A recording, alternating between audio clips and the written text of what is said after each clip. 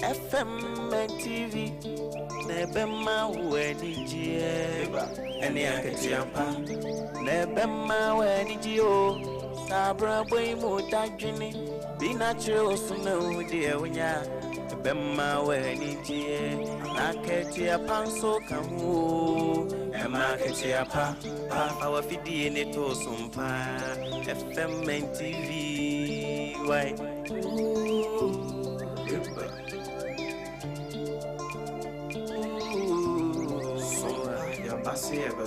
Yasin SOMPA manijenia katia pana unu warada SOMPA de asit name Emma katia pa.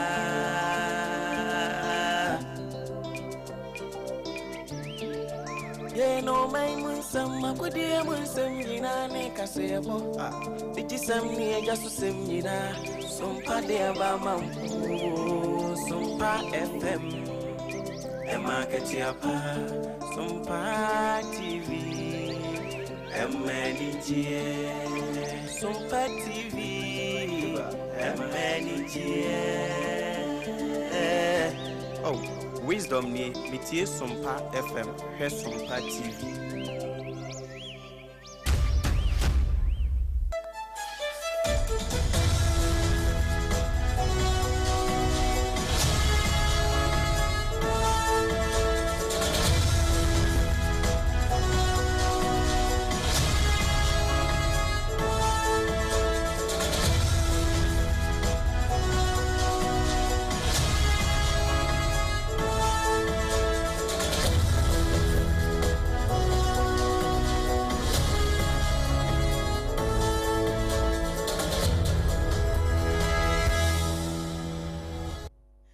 Pramo ato ebusiafo ye mamu nyina aha na ye mama kwa basronko eba SOMPA 106.5 FM Accra so ebredu so sensema hodo a yaboaboa no se ewia prem to breka se bo memu ama hodo so yetena se na yede ne nyina ebesomo se kasebo a emu hwem na efri SOMPA 106.5 FM Accra so ya yebutu enkran dome Watermelon Street no Sara ena okokumasi a 93.1 eye SOMPA womso efabi ayiko 100.9 enso ewo kumase hono a womo fabi ene awie Adamfopa radio ewo Paris France maino emu a kasieboy womo ato apete empotemo SOMPA 101.1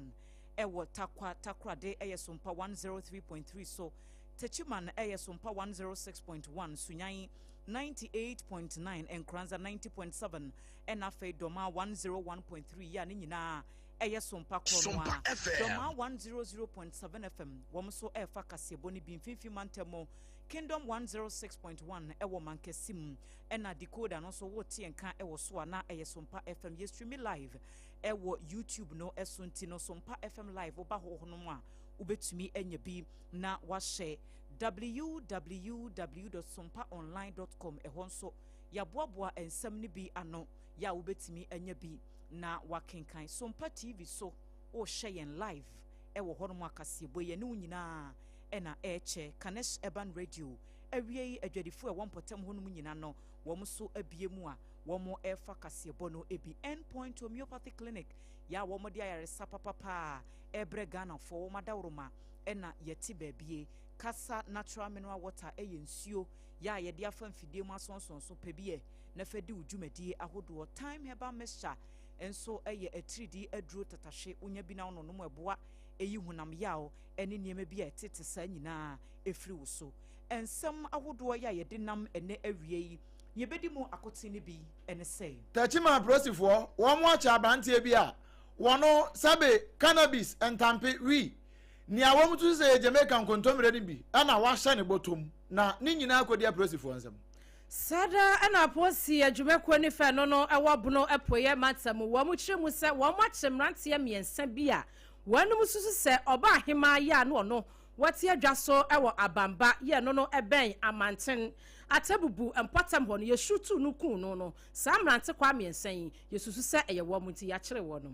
NPP amanyokuo no ne fine woman tifi dumantema friends emtrofo nhyiamu womo asem a womo kan nyina ne se enano Independence Day ye bobi tuo kun no ewo empotemo womo hia tentrene edi amano onimanyamfo Felix Kwachofo so na kasa yi wo se ensam wo court ya ka ya nwie ye no aban wontimi mfa ne hwene ne nutu enwurawura mu kra opani kese ya upiemo ewoko peke dwumakuo no mu a wo hye ebo ene hyehye ho ensam so no owura Paul Ofori wototo sra aban ne se ho behia eso odi sika butini bi eba be hye to adwumakuo nim African Union ekuo no womo abo omampani dada Akufo Adudin se wo medi election observation dom no animu ewo dwumadie sonko a womo ekodi ewo Congo mine mu dom kuma na no ni ye osahene Alexander Kwame na afanyama aken o se obi cultural aptitude test so de kodi prosi ni e bebu sanse basketball court ne size ye sen we ye de ade adan a AI enkrontuo maku be sedu ya wanum nyina ewo enkran eye empotam ha ya na upiemu ewo Ga South municipal ho a wo mo benben no wo mo chimsi enkofo bi abehye ho wo mo tunua ne eduetwe wo mo wo kra se asieye wanum ahyase etu wo mo kasa ho Enchepi Agri Memorial School no enafei Adisadel College adesuafo ni bi edi akobo ani amansensema hodo bi apiepie frimu edi abana PTA committee ya womo eda Agri Memorial no womo kyerese bambofo esese womo ebepa womo choni nti a womo kasa nsem no ye de ho amanebo esomu ye betwa bosompo ni akwa amanone na wa amanone nsem mu no me amofa America mampani Donald Trump wone ne vice JD Vance one more kasa edi afa Iran wo ne ho ye beka bi aka ho Abusua wei eni afoforo bi na wie yi ye de somo seprem to break ase ebo akenkanfo midin ede ADWOA ASARE mene odoman kuma chiame obrempon na kwaku ampoma ena mini aba Abena Adepa Kofi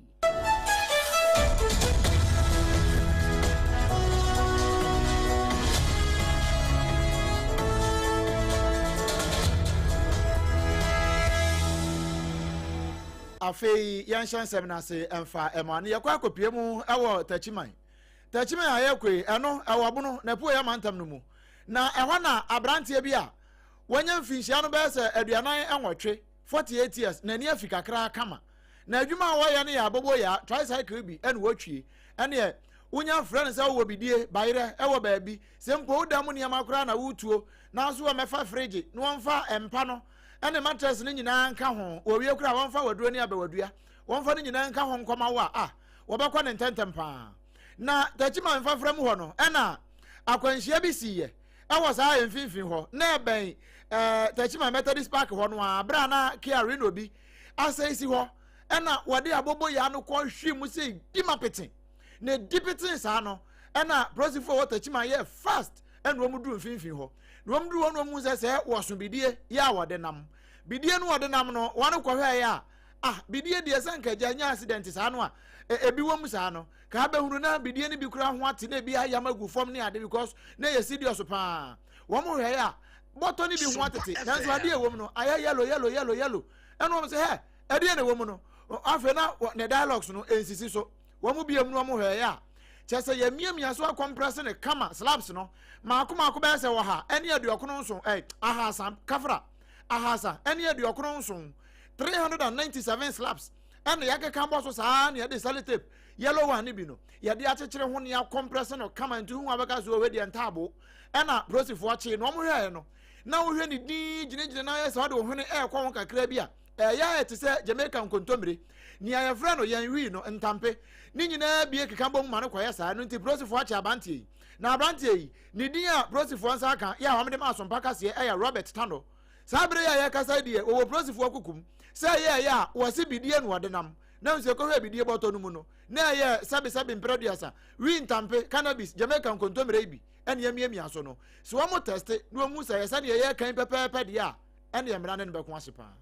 Abusia posi adwumakuo ni fe no ewo bono apoye matamu wo mo na abo adwuma so yin empani se nipa ya ade ya no wasa yeye na wonu mo kire mu se wo mo anya nantiye esa February bosome no ne da na etoso aduonu enum afiya mu na wonu mo nya nantiye se oba ahema upie mu ewo eye abamba no eben amanten no so ewo atabubu empatam ho oba ahema na sewa asama kumajan wanu mchiremu se akromfotachiam wabi anase wamu asabi wamani nshadi ateta no ama wamo abonutuo emenam sa yosum wati nananom ensiedo posi adwumako sa ahintahuna famu a wanum so ensemi mu wama hwehwe mu a ene ya me ne kasa yi wanum de krata base wama kwakwache emrantie be asamiensa yes amrantie miensa ne yesusu se wanum ana ekoshutu eye oba ahima wono no ate adwaso ewo abamba yi na wamu nsem wamu de ba ye nim no wamu kiremu se abrantie baako ya wode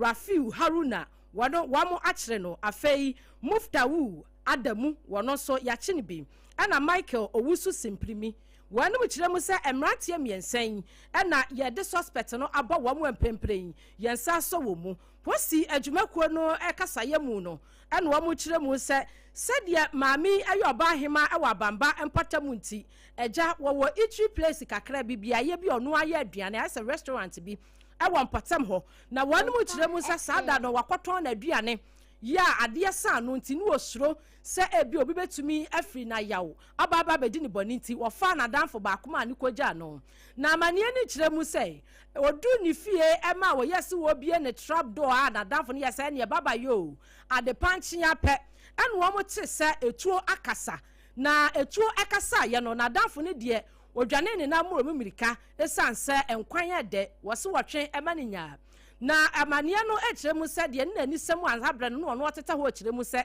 wo hu se etuo no nipa baanu ena na etutu etuo no enti no etuo ni gya ye ho ye din a adehia won mo ben patam ho ekọ ye no na ekire se na na hema ya wono wanom efre no na na hema's kitchen enu ni din pa upie mu amanten patam ho no mo a ubo aye behu no wada mogya mu a wamu se etuo ni bia ka ni ti afei nachi ene ne nsa wanum kiremu se etuo na no no wamu makomako num ewo ne nipadua no eho posi adwumako ni se wamu so mu sa no wamu kotebere mu no kopie mu ewa mu kurabia ebripam wanum ye dom ba nyina wia won ba gyemu ama abusua no na abusua no so atumi akwakope ne kurabia na so ni nyina mu no wanum kiremu se na danfo wo dwane ye no wano na aboa ama hwehwemu ma petumi akwaso nti sabre nipa basa na posi adwumako ni fe no no ewa bu no epoye mantamo yensa so wo mu a wo mu kwaboa ama hwehwemu akwaso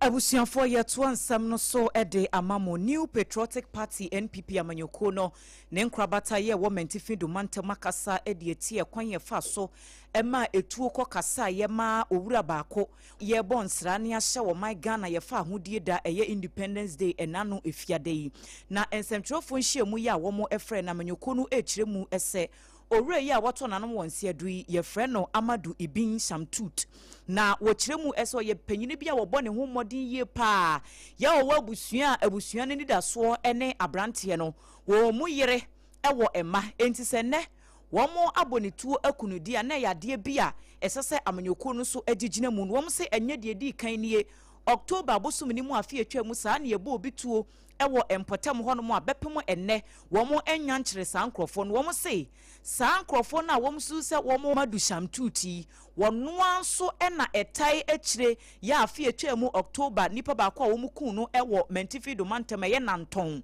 krono ankasa mu no wo mo susu se saa nkrofo kro no a ena wo mo ehye ase na wo mo se wo mo susu se owura no yesi won na ye ohene ewo empotem bia ye frɛ ho cheko ya wo ba nanton potem edin adodo no a ede frɛ no eye wata na wata no ne dom no won betutu o hɔ no a wo mu hu se owura no etu aka ne pen wo mo sesa squad na kyese pabam wo mu dwane ekɔhye baabi nti wo mo se wo mo ka kyerɛ bambɔfo se bambɔ ho asɛm ewo nantɔne ne mpotem yade bi e hadwene enti mpenifo nhwɛ no wo munye bibi emfanfa no wo mekɔ so apratentrene ede ama owura yi ene nabusua mentifi do mantem mu kwankyerɛfo ya woda nkitahudie ano ema NPP amanyoko no eye Yusuf Danjuma wakasa sei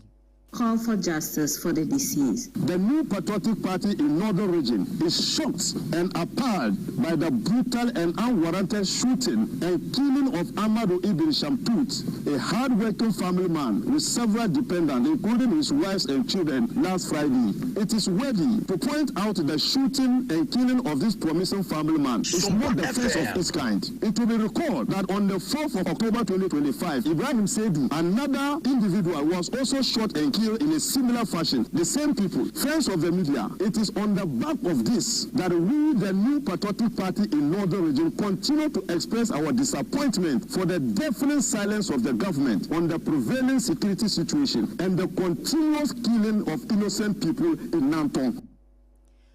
Penyini ya yetene nkasesie wono ene dankita hudie ano Emma NPP amanyuko no ewo mentifi du mantemu Ora Yusuf Danjuma. Abanka samafo a sanso ya mrase odwani ewo abura se buku amankasi. Eye Felix Kwachi ofusu ono na yakasa wase.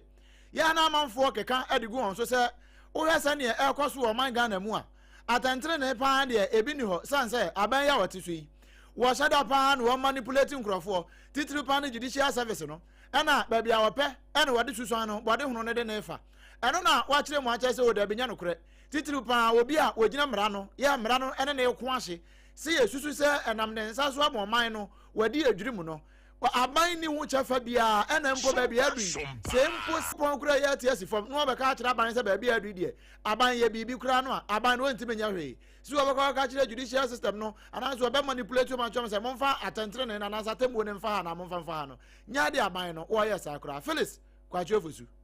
When a case goes to court, not Mr. Dumelovo or any of the critics can determine how the judge conducts the case. And it is imperative. Like you see, when we were in opposition, we used to accuse the MPP of manipulating the judiciary. We used to say that the MPP did not allow for an independent judiciary. It is not the submission of the individuals saying this, I would imagine, that we should manipulate the judiciary to achieve SOMPA FM. That government cannot do. What government can do is to build a case, gather sufficient evidence, and then go to court to convince the court that this individual or that individual has committed this crime, for which reason this punishment ought to be meted out. And where we find any assets involved, we retrieve it for the benefit of the case. We Felix Kwachi ofusu na wo wie kura no eno se asem bi ho so wanka ahwe kura na ne kwakwa wa ne ya ene se ora afo adwuma no mo ye no kura sika be se 1.5 billion Ghana cedis de wo mo de tabono de atoso ya ho ma freeze no kura se ba bia sha no aya ice block na sa sika no emu 50 million Ghana cedis de chairman Bernard Ntwibo si akọ chairman wontumi wono ne de ya ka ho no eno kire se ora no wo mo bo adwuma.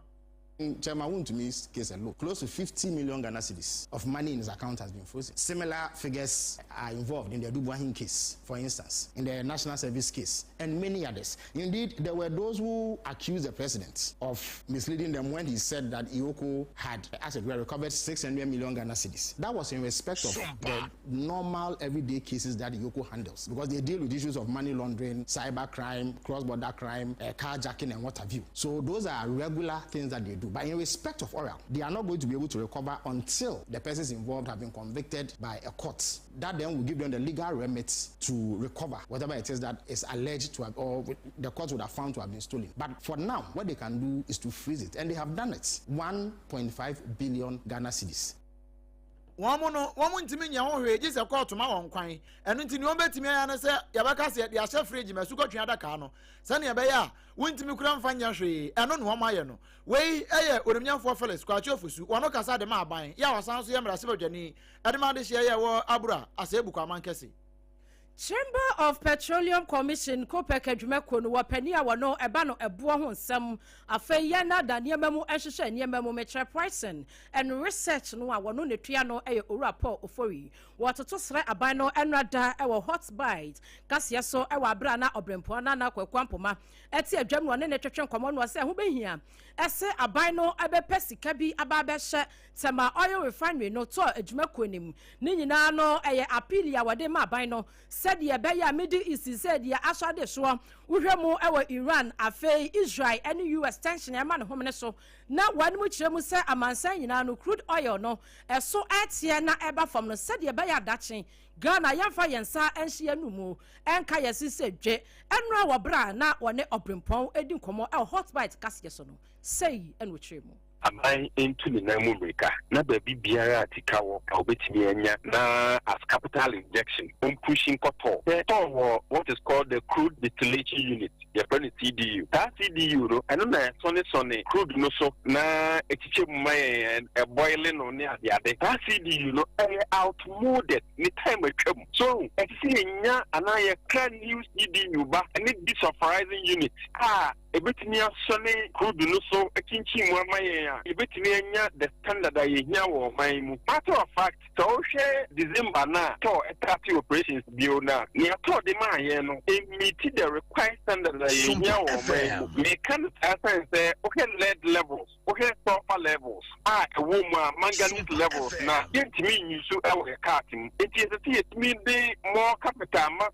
na omukwa technology we back na it means sonnet ni it minya ta run 91 any run 95 I bit me be a cat mun na timemfo ho etimi atom kakra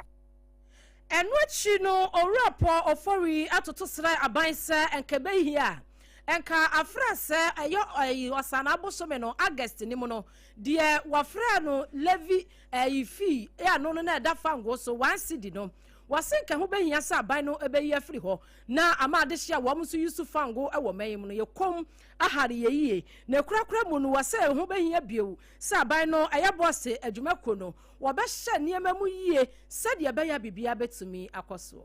aya what is called favorable times our world market war. It is favorable times never. That is the time I think I buy it me crap product ni na ye disi so such time I ho beche ye no na at the same nebe aye ko imu na ke yi ni kakra na ye ho atimi ahan wo man mu ye de afutu ba ko e besa ndi ama na ban and say as early as possible and practicable aban hwe na sa 1 cedi levy the to per liter no in August last year no on suspended the implementation of that 1 cedi no na intimate obibete per liter eba beti anybody dindin intimate level of cushioning going into the second fighting window of March. It says fight this and oil marketing companies no at the better so maybe a quarter so kakra na akwaye 40 this amay. Iti yade sede a bit media to abayanim no. Then going into the future no so abayan na yenti for to bin to insane anka ye the system say ke friend of bibiti say petroleum fund na yetimi e the TFT ye for baby bust na yetan de abiode up more storage facilities na yetimi e the fangunu bebre yetimi TFT amadatia semitino bibiba yetimi ye pia me ho aka emenia yada say openia wakasa ye ayo openi kasi opemo awo kopeke adwumako no emu a pricing and research team no wotia one no orapo ofori enra wo hot bite kasi so anwa no obrempon na kwakwampoma edi nkomo yi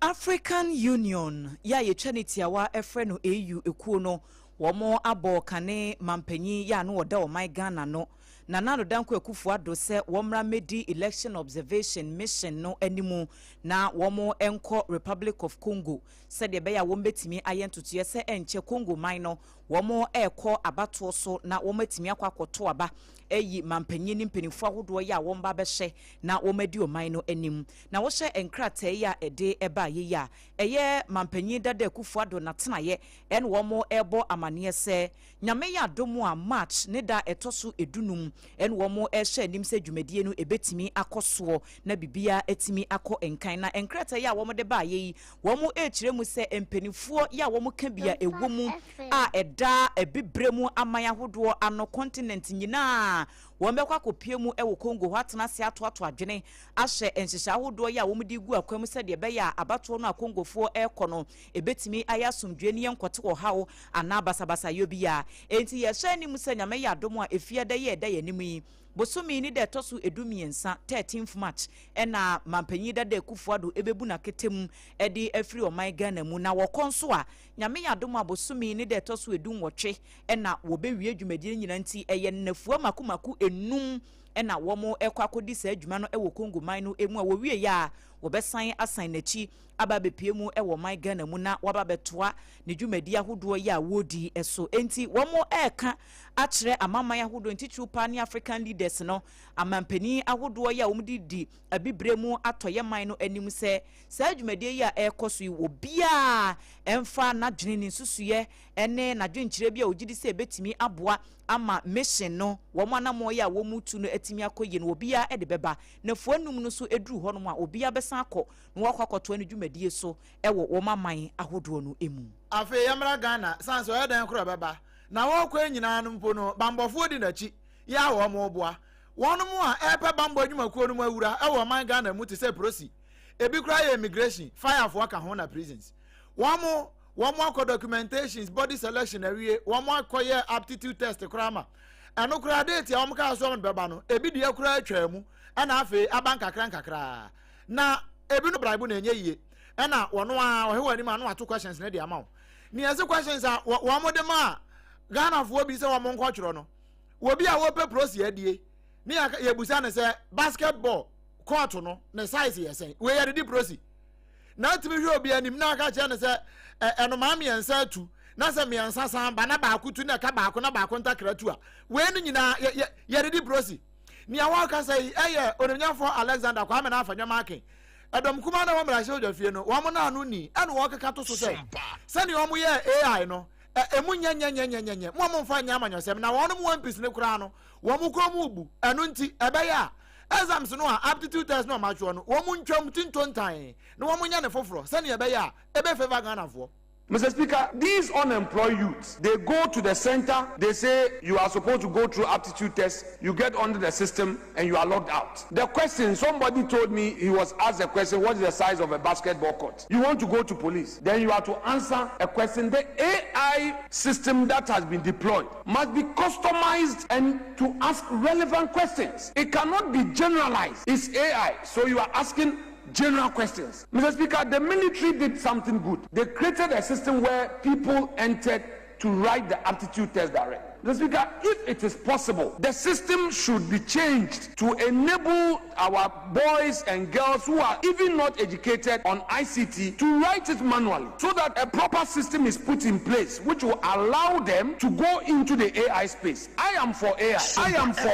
IT, but you cannot suddenly call somebody from Punkugu who doesn't know anything about IT and wants to join the force work, and you are told that go and write aptitude tests via AI, and if you don't have any means, you fail. Mr. Speaker, this is not political, and I don't want it to be misconstrued.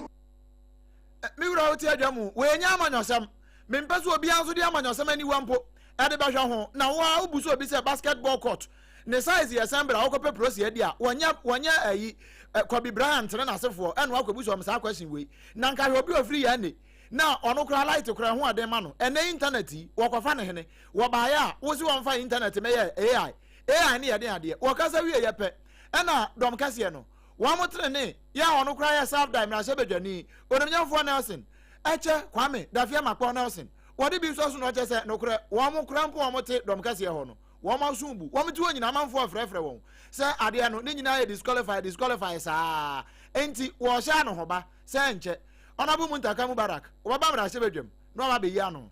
Speaker, let me say that I share the concern, the pressure on MPs. As we sit here, our phones are beaming with messages about disqualification. And so let me assure the House and the entire nation that the minister responsible for the interior, especially in respect of the services that fall under his supervision, is taking steps to address the issue. So he's slated sometime to come meet members on both sides to iron out the matters. And I'm sure that the minority chief whip will be reaching out to the other side regarding a convenient time for the minister to come meet them. The minister is also taking steps to meet this side so that we can engage and find a middle ground regarding the solution. And let the record also reflect that this recruitment is the carryover from last year. It will not be the last. Mumaya nyina nso yamfa nto pepa no so na obi ahunu se sa recruitment ya wo mo ye amanfo akasa ho AI enya afie we no e ya fra sa de e na edidi ebedura mu abesi afie we nanso enye ne yetwato nanso triple MI oba be piem ra sebedwam na problems agana fo kan nyina no oba be yi ano na santo ya so mu a ya pa bibi dia ye no we eye Nelson Roxon Eche Kwame Dafia Makpo. One some from no adishia wanom etetete no no wa biaye one kan ha gas out mentioning him emiaye bi etese plande afei bugbura donu osofo lamte chechre afei wanu a wamo ewo tachonya okpe afenya ene ahima wamo ese wamo bonu bibi so wanum si anu ane se na amenya wanum so ade ya wamo nsase ya wamo di yefo nkakra ewa gasauto mpatam ho wankran ha adehye bi abetiasi su a wanum tunua enti ni sa wobekwa na wode anu dua bodo ba pe wobekwa no na bodo ba no na ekonkon soro ya yi nua ni nyina wase ya no omode kɔ wamo wieye emfuo a wamo esese ne mpatam ho no na nso wamo wa mo asie ya sabi wa mo sie mu e wo ho nso illegal sign winners asaso atie si ho no mu a wa mo dini nyina front bag wa mo koka ya wa mo so mo shutu wa mo eku wa mo yensam twere ni kwakwa de ma ebopini ho no adehye be se wo ha e na wo no musu. That's all you go for bebu a e tu anya ya sa se ye na nanom di ja ye wo so krata wo so mo se yo mo dia o mo tu anya without permission na etu o mo kita ni etututu ye makro to go school adopa ye shede one say ye friend ko fom ba ye tumi pie ye tumi pie ko fo ye tumi wu pie etu e wo ko se etu kura na wo tia ko o na mo ko mo kuta etu e o ti fio ba tele be na etu ba e bu chance so ya sie ye na nanom ni ba ko wo so almost to a clearing, you know, to do it. You put your phone down, and what see, and I put some. Look, back, I say, Greater Accra, I say, oh, Domiabra, Obo, consequency. A best that's our rank of Fugi, to Anya, assassin, a crew, Bugla, Tichire, any Ladini, Dono. And Sama, the Sia, no, Yama, and I say, me, I'm to be school because of it to never can say, or mamma, me, so, maybe two, and tis a meeting, and copy, be a big Sabem, and just say, I give you some bra, no matter what, and that's ma ewu Etino one musra aban na afe posting reprimacy edu IGP Chacha Christian Yohono eso no mrantia no hwa ade hia wo mo mpotamo no mo bre no achi no kwakwa de ma ene assembly member ya wono wasuma de hia wonom ewo Akweman electoral area ononyamfo odate lamte wono so adensam no kakra eto so say say we have to sign winners to papa no yama no asase in fact e do have be abro o mo bia ne kra mo di kra banchi ebro ekutu bi o bi ama se no nti o how de e me pem foi en me koma for e wo how because mo tumi pie enkwafum every day pie to abe want to pie nkwafo to pie eti o how say o how de o mo kitabi e ya gugu a chenkua kpade eni nkura atwa e ho hye nyina e illegal mining no mo ye wa nti no o mo tumi pie I'll be tin assassin so no be after the Kuma Pache, maybe two assassin, maybe two area without inform without compensation. And you are the say yes, so I think so all Kube, almost say Kube na. I bet Oman to Nina if you come back about more than 6 acres. Almost saying na. Ayesa na kwaya rahusam se wankasa watimi anya sase kakra wadidi soa na afei illegal sign winners wo mababesi so ne wo sense asene sa no nti wo sra mpanifo assembly member small honorable ya wono owo Akweman electoral area ononyamfo odate lamte woni ensem twere ni kwakwadema na eto nkrai esomye ye kai wo se wasungu so a wutie SOMPA 106.5 FM ye prem to breakfast ye bono na edamu live nso ewo SOMPA TV ne so a wunya bi na wahye ye ko ensemfoforo emu awofo ne akyerkyerefo enkabonkuo PTA wo committee a ewo Agri Memorial AME Zion Senior High School ya eno no ewo mfimfi mantemu ene wo se wo mu hia echopa emu oduro edi free Kotokoraba police station empanyimfo ho ya ne nyina no ewo mfimfi mantemu ho sanse enchepi ena Agri Memorial fo womo edi inter-school soccer competition bi hyehyɛ so ewo Cape Coast mfimfi mantemu ema enye womo nko ne schools ahodo bebre ekopie mu ewa Asia Adisadel College adesuafo nso ekɔ saa competition no ebi na dwumadie no ase ena ebeto dwase akasakasa bi esi adesuafo no ebi ntem ewo schools ahodo imienu ntem nam so ema abrantie bi efe no Rexford owusu ansa omukọ paapa no pa enyasem kuma ne yesi asem no eba ye no bambofo be ka se womo akyere Agri Memorial adesuafo no makumaku ensia ya womo boa man hyehyemu akoso ewo saa ensemre no ena PTA no committee a eda wo ma no aba be kyere mu se enye no kore na sadi asem ne si ye kora se ebinimu akọ school ni ne ba kwa papa nani so ne ade ne enye sa na tie police fo no kora no womo report a womo de ba abonten na enye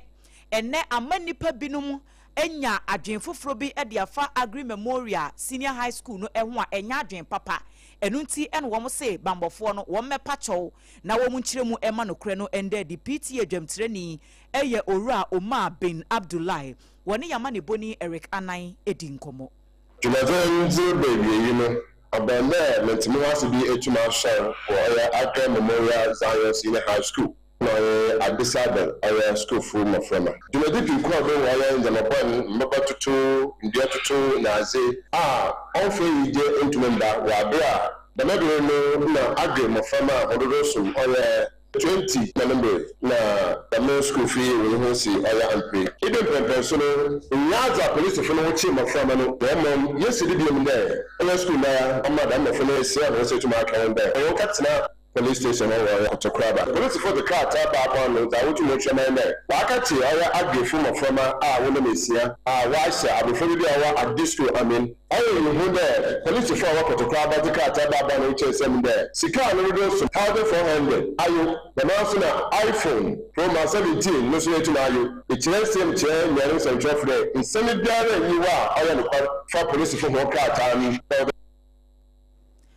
ene ya yekotie ye eyora Omar bin Abdullah wono ene ye PTA dwamtreni ewo Agri Memorial AME Zion Senior High School enwachi Alhaji Adam Abdul Basit ya wono so eye trotrofo ema PTA no wakaseti ya anamoa bambofo no etuye. We found the alacrity to which the police station at Kotokwaba publishing the full names of juvenile suspects as very heartbreaking and utterly unfortunate. We hereby state that the Adesada College student named Rexford Owusu Ansah never lodged a complaint at Kotokwaba police station or any other police station that he was attacked by Agri Memorial AM Zion students. Agri Memorial AM Zion did not report that our student attacked and assaulted Rexford Owusu Ansah. No such complaint was lodged. Our student did not attack and assault Rexford Owusu Ansah, a student of Adesada College. We a PTA Church Emma Agri Memorial AME Zion Senior High School ya eno ewo mfimfi mantemo Alhaji Adam Abdul Basit woni yamani boni erekanai enedi sankomo yi. Na eno entwato so eho anu ye no. Eno ma be yom ho ano saa no ye ntwa mu mfiri ho ne amfi ane nkyere mu ewo bono ye kɔ sunyane abesim na uduru sunyane de kɔ abesim su se kekwan no so wo no a ene wo mo ye kwan wo mo tretre mu pa na no na adwarifo wo kwan no ho kyerɛ se no korɛ kwan ne de ho na ye na nso titiri pa na ma me ba ko no wo kunani ya wo kyerɛ se bofrotu bofroboto eno anu wo ye ne kakra na dia watimi kura nya ne title na watimi de bia kɔto collection na nso so baba tena kwa hunfu troi ene ade wo mo asua se be yanka abankra chipani ya friend Vincent Antwaje anko hu mo bokura kakra na se ensuo kura no mbepe ede be pete so a no mo fa pete so na nko mo ntena kwa no ho ni o mbofro tu ne o mo adwuma mo yesa na nso wo mo kaka enko ba bia eno na o mo ni sof mame otutu atuo the shooter woman ebo nkomo eno wa kire se no kura asem we pa de aban mrem jamra na da ye chi no eye galamse ena mi dem susu se omo ba be nya abo no ba be da abo no kura na omo be da no ya no kura me ha ena abo no so kura na makwai because all tension na se pe ena omo be da sa abo no enti ya makwai se sa de no e be si abofo ha no mo da enti abo ka ni bre abo wote ko so ya pa cha se de ko so abofo na se fem na mi nya su kura me su o mani abre na me ka sai e ka ta abofo kuro no o wa ko na butu ale fu chanka ke pa ni asami ma fo nyina ti se ana ale fu de ni ya pa ya ti mapai message bi nyina enkoso ebusian fanche na ye pe ene no said ye na tie no pepepe ede ama abesim traders enho asam na ye ka na saa no nanso ene no anya abudichi ewo eho na se ye nya ye ntie ni yemra sese kwanu ba bedwie no so no yakobo posia enye sika de be ye adwuma ye makura ni de benko school sese de abaya meboa ma ne de a enye sika mfantua sese de ba meboa ma ne de sese ya setara na ye dina ma ye sese ko ba bi de ni ma be sikura to no kura no e dine nti ye hwa abaya ni aba no onu ntira ye to abana de ma no nti won so hwe na won so meyi mfiri anwo kire no mwan nyina de se yesre Ghana abane kwani ye be yi de eye pa obise kwani kire nanso ya yeso ye to na de wokwa ho ye chibo fruit ye ni ba bi papa tana inkura de nya ba kuna foku nti ntia menya kakra de akwa asori akotu collection de me pe ti yɛsrɛ paa sɛ bɛso bɛmmoa yɛ kakra sɛ yɛso yɛbɛnya biribi kakra yɛtumi anya bi de atɔ aduane adi megye tom sɛ kwan no moyɛ no bɛboa nti yɛtutu no ɛyɛ haw deɛ nso yɛbɛtu mu de yɛsrɛ sɛ ɔmama yɛ mmɔka gu ɛno adeɛ ahia yɛm paa ɔsɛ ɔmama yɛ bɔka gu no sɛ ɔmotubi kwan no to hɔ aka no ɔmo anyɛ deɛ ne na ɛyɛ haw ɔne bi monhwɛ sɛ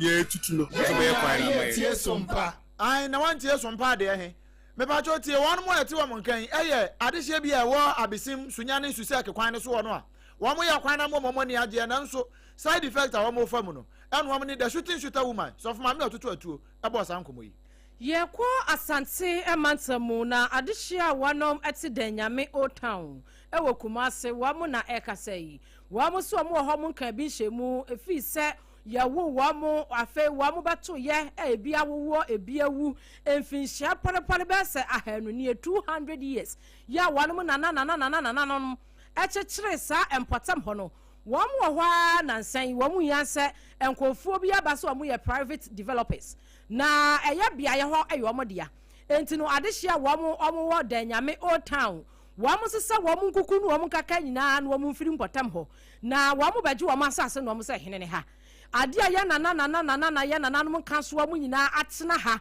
wo mu na kyekere ye yesese ya ne ma nkwa hene wo mu kyire mu sese wo mu asesa wo mu ne ma na dwuda suom wo mu di excavator baba bedwiri wo mu adan nyina to agu ye yinti adehia no etoto srampanimfo wo no wo mu ka biewom si yemra won sraben hono ma betu ko so wo kwenye no with mission e bi twahwe e wo so yese baba ye ni baby ho ini se miti patisi ya wo de nyame ini mikro bi so e kun tra hanyele na kuna wu na mikro ya be say than something wu ya papa wu ya so me ina akura no obi no ho wagima ye ni ti anu kura me ni gima ye sisi atua na pano ma be twere yedin ya no ma be twere yedin da mo so de katapile baba ya nhwe ye bada no ma ba no ma be di agun mo na na wote ho no mo na kansa wote ho ono no man to see up now let me na you be dey dey ko let me ko anyem ne abusia samna reho se wo hye e wo TV no so ani Facebook no so abonso mo kasa nyina wo mani ase ne suo enya sam koto wo samna reho nti wo mo ka bi wo mu ani aban panimfo nkoka bi ema wo mo enu achi no yensam twani ba wabedu ebopini opinion leader opani a wo no community no wakasa edema wo no opani amoa wone no etwetwe nkomo sei eno de to nani nka se aban betimi dia ko unji yusufre na oma bambofo emehwe wa ha entino aban emera wonom esra be mu meka bi ma wo mo adehia wonom wadanyame old town asante emantamu kumase wo mu kire mu no 200 years ni akire ene wo matena ho wo mu nananom ba wo mu gu ho bi awu obi kɔ ebi adane nankasa na ya no ne sai na me ya na mo sode ya private developers asase no aya ne de enti wo betu wonom asam na areho penifon hye nka bi ma wonom yedasoa ejina asante mantem honom na omanfo ne akwantufo a womo ewo daban new site empotem honom ena sesia de womo se da hyiremu isanse kwansin beye kilomita no ensia ya ewo empotem honom a womo hye animu a sempenifo betimi aye ho adwuma no afei ena brewa ayipuma kwamu a contractors a yede womo akogu dan ekwan ne so nyina no womo ehye womo se na wotwe mienu ya edi yanimi womo hwese womo betimi awie ekwan ne kora se de beya omanfo a womo etimpotem ho nso womo betimi enya womo asomdwe sanse emfuturo ne niema ahodo bi a emwa ma adwedie ho nsam entimi nkonkan na yade a womo apɛ ho asɛm acha afei ena mpanifo etimi ati womo sufra womo abɛya womo mwa enti enura eye mayor ya owo kumase onunyamfo Richard Ofori Ajeman Buadi Kinzuba no wone ne dom ekọ kohwese de progress said de niema esifa ekọ ewo adwuma yede ama contractors no na wabra wo mu wie inspection no sei ena Kinzuba edituja yina yeti kumase no sa daban ye baby a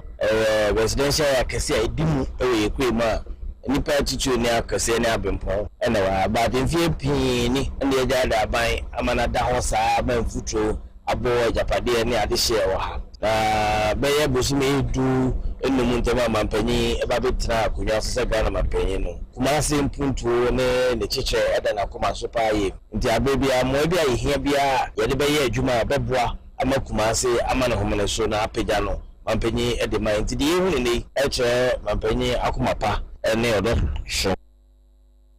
Wei eye Kumase Kropono Meya eye onunyanfo Richard Ofori Ajiman Buodi ena yete ninka enuachi asante mantemu kwankyerefo ya woda Department of Urban Roads ano Orua Naim Idrisu so echiremu se baby a contractors na woma ye adwuma no aduru die eyade ampanimfo womani asopa. Project here is about 6 kilometers. I was starting with the drainage works by a different contractor. And now you pay gravel. And now you who say SOB bitumen. And yes, that's now about affecting people health. Now I have so strategic in the sense that we use we are the bitumen link here to Sokoban Wood Village. And yes, I link it from here to Santasi. And now Melcom Road. Into ha instead of say beko kokokrum oko ejeso a betimi afa sa miami akodu ejeso. Wei eye asante mantemu kwankyerefo ya woda Department of Urban Roads ano Orua Naim Idrisu ena woni yamani boni ba wabeidu edi sankomo yi ba wa free wa pa no de na ne kire mu ofenso na eho no okwa abofo enu okosi a abofo royal family wono wo mkọbọ nkomo adesibusia na wa abofo no mudi ade ma na yeyi wo ho no wo mo se wo mo nsa ase wo ho no wo ma hunu se enkwafo ntientie ya wo mani aka hyemu se tabranwa ya di nsuohia egu ne suoyi Chinese fuoyi wo mo kitakita nkrata bia ba ho se wo mo de wo mo kita permit ya mo ba befu ntamo nsa ase abefa nsa ase ne yemu niam nyina abefa srade ne de akọ no wo mo de wo mo sound warning e de ma wo bibia on na ma san nkrata no se san nkrofo ntientie wo mo mfra emfa mra mfafra mu ho no ma metu efuma gudie wo wono mo nsa ase so no se wa mfra wo mo anye nkrata no a wan ba soma dead bodies e na aba mo so na abusuafo no ne ba bedu bonkomo sei yamra na da ye chi no eye galamse e na me dem susu se o mo ba be nya abo no ba be da abo no kura na o mo be da no ye no kura me ha e na abo no so kura na ye makwai because all tense na se pre e no mo be da sa abo no enti ye makwai se sa de no e be si abofo ha no mo da enti abo ani bre abo wote ko so ya pa cha se de ko so abofo na se fem na na mi na su ko amesu o mani abre na make asai e sa ta da fo kro no o wa ko na butu ani fu chanta ke pali asami ma fo ni na kise ana ale tu de na ya pa ya se mapai ma se di gbani en ko so gbani na ni se enyan che se mo so mu dwa bo ha na bo no sempre e bi se ban o mo di ka djubo ko mesi na mu djubo ko ma no ye hu fa so bi are ko ni ye nya e de mai en ko ye momo o mo djubo bo so ha no e de mai en ko ye momo ni se ye che se o mo se mo di aso ja fo baba ase ye se ba en kanta mo o mo se re e be se re tie ese mo ma ya we se aso ja fo ba ye so e be fiti se se ye mema we ye abofo abusuafo na ho no wo mo di ade ma na ye yie no won mu bi no no won mu ye ye pe ena kuafo ni bi a wo mo so do edidi so sansa asene so no ebi ni ba wa be du bonko ma chese no kura wo mo ka ho sama class assist fi no kodam o be ji asasi 30 years no mo fi e te de se kwa ene bo me na bu sa chena se enu ko fa 30 million ma me de ho kwa ka na mpesa me je na wo mo fa timi ene nye asina mu gidie we ko aka kwa mso mo mfi mbo biagu de tingale so mi tso kantanso 2020 no enso na yesai mo de susu ma fast no ko wo so e ma wo so ko du wo so e fo ne 25 acres ama ya de makọ ofenso mo fenso ma he wa kasa no wo se asase don de e bedidi so nti asase ne ye no de nti me sori a o fa me emi mi ama ma UK mo say ni ko jira so che no mo so pese da ache o be fie be projects wa asase no so nti mi ko jira asase no so ti we akuafo ni bi o ko funtam na nsa ase area kuma no 30 million what dey dey we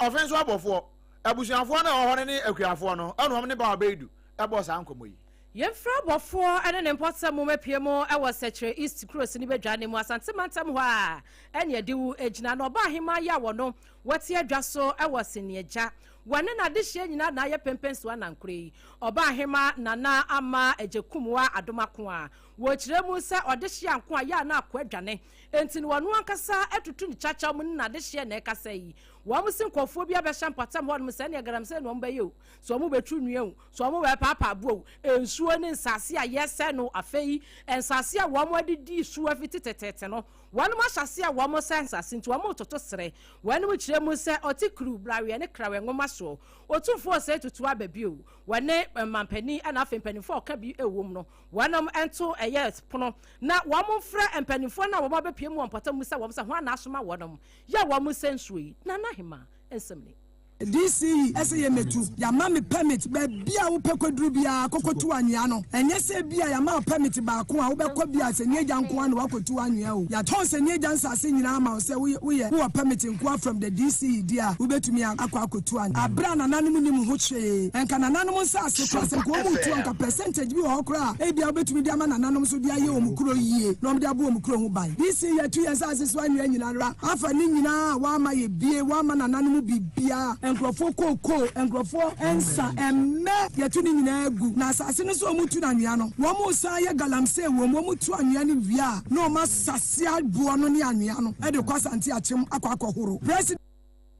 empenisi edidi eja eni buna enenam se ye yi na wo mu susu se DC yi na edi se adwuma yi wo ma won mu bia nke bia enkwanom nkasa oba ahema wate adwa so e wase ne eja ye no ewo sechere east cross ni bedwa ni wasante emantamu nana ama jekum wa adomako a wono na ne dom e kasa kire mu sempani fon frɛ wonom onfa wonom ntena se de wosoma ano no ye nti wo se nsuo ni sase no wonya no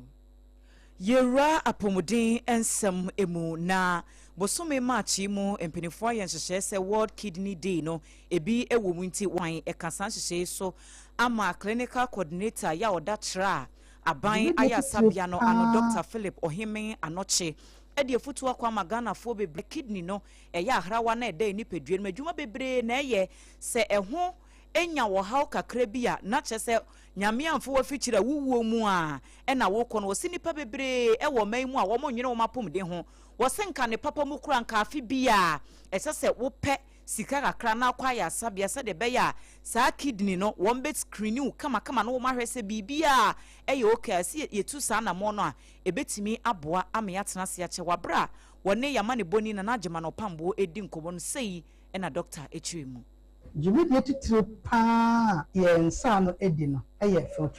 filtration no ɛkyerɛ sɛ ɔsɔne nneɛma so ɔyɛ ni pedue mu kyerɛ sɛ yɛ nananom ana yɛ maame no aka ne no mo yɛ abɛnkwan a yɛ wɔ adeɛ bi a yɛde sɔne abɛnkwan ne so na ɛkyekye efi ne adeɛ bi a ɛwɔ so biara no efiri hɔ yɛ kidney no saa dwumadie ne bi ɛna odi ɔsɔne nneɛma so enti no mato ne din sɛ the filtration plant ɔyɛ adwuma 24/7 a ɔsɔne yɛ mogya no so enwachi ena doc edi kire mu se esu ne eba bi wo honom a woda na di a enye den a kidney yade no betimi anya bi obu wo honom a wo pensa pa wo pesikire bebre wo penchini bebre wudi sa nneema na ema wo chances se wo benya kidney yade no ekosoro afei wo mo so a wo mo twetwimu no smoking ni nyina yade bi a eka ho enti wabra ye hye World Kidney Day ho fan omanfo entwe wo ho emfra na mo bi a etesa ho yɛtumi kidney disease baako yɛ smoking yɛ nuanom mmeranteɛ ne first na nkeka kidney disease a na nkekɔhwɛ ɔpanyin bi a wabɔ ne bra akɔkyire ne yɛkɔpɛ kidney disease ɛna mmeranteɛ no bebree tumi nya kidney failure ebi yɛ lifestyle smoking cigarette ne nneɛma a yɛ smoking no yɛtumi de ene ya yekotie ye eye Dr. Philip Ohimen anoche wono ene ye clinic coordinator ya oda chira aban aya sabia no ano woni amane boni na nagyema no opambo ene di sankomo yi ni nyina mu no na Ebenezer usu ansa enso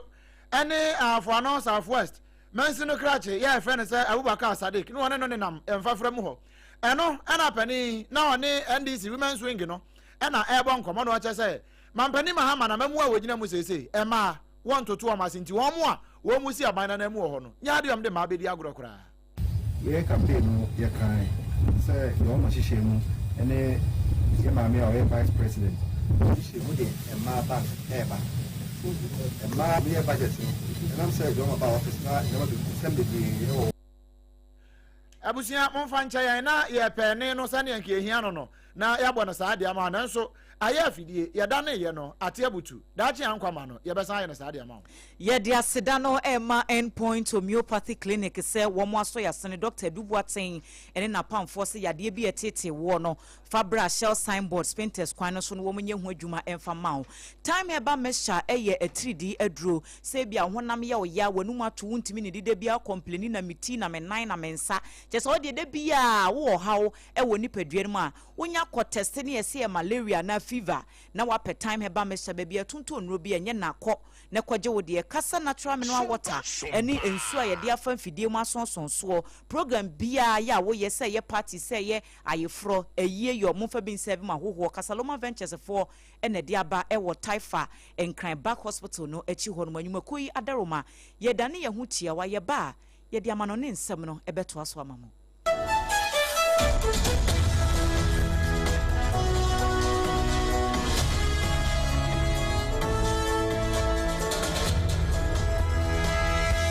Point homeopathy clinic Ghana had the obi enim sɛ yɛ prostate na baabi omutimi yɛ screening ɛma hu ni yie etu ase a na ɛyɛ endpoint homeopathy clinic anase ɛyɛ kidney ɛyɛ liver problem wo fa baabi ɛna adwodwo na de ɛfa ne premature ejaculation no a bɛɛma bi a wo ne wo dɔfo akwakohyia asa wo di ne ho agorɔ asa wo to ntɛ ɛne yɛ bra endpoint homeopathy clinic na yɛ moa wo ɛma ne mɛma a mo pa wo ɛyɛ endpoint homeopathy clinic wo mo da mu fua yare bia infections bi na wo hɔ anase bia wo hwɛ wo fa baabi na adwodwo kidney problem prostate deɛ ɛyɛ endpoint homeopathy clinic kuma sɛ wobɛhu endpoint homeopathy clinic ɛwɔ Kronoma boy here ɛna Accra ha nso so deɛ wɔn mu gyina mu ankasa ɛwɔ Spinters baabi yɛfrɛ no share signboard no woduro na wobusa sɛ wopɛ endpoint homeopathy clinic a obia ɛbɛkyerɛ wo frɛ endpoint ɛwɔ 0244 867068 ɛna 0274234321 endpoint homeopathy clinic a wɔn mu da mu fua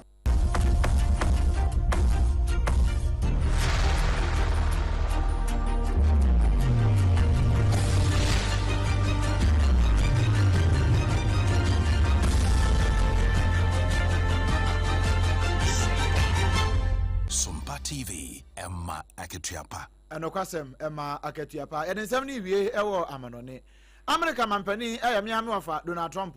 Na bedi achire JD Vance. Na bra wa mo ko Iran. No wamni Israel akoto kese akoto bombo di agu amso yi. Me wafa chese na bedi achire JD Vance na wampene so kra. Nanso achire yi wo hunu sese ne ntokwa na ekono hu se ye se me wafa atu na mompa. Na ohwa wo gina monten so a ya no waka pa JD Vance waka sa administration we no send wo monam Iran no a different crowd from Iraq and Afghanistan and no chance was support no na what chance mu say I would say philosophically a little bit different than me. I think he was maybe less enthusiastic about going, but he was quite enthusiastic. But I felt it was something we had to do. I didn't feel we had a choice. If we didn't do it, they would have done it to us. I felt based on the negotiations that were being had by Steve Witkoff and Jared Kushner and Marco and Pete and everybody was involved. I felt that they were looking to tap us along before they hit, and I thought they were going to hit. And if they hit us first, that would have been a very bad thing.